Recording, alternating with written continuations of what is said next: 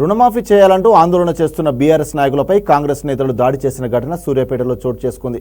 రుణమాఫీ చేయాలంటూ తిరుమలగిరిలో ధర్నా చేస్తున్న తుంగతుర్తి మాజీ ఎమ్మెల్యే గాదరి కిషోర్ బీఆర్ఎస్ నాయకులతో పాటు రైతులపై దాడి చేశాయి.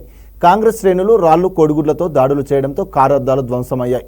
దీంతో రంగంలోకి దిగిన పోలీసులు ఆందోళనకారులను చెదరగొట్టారు.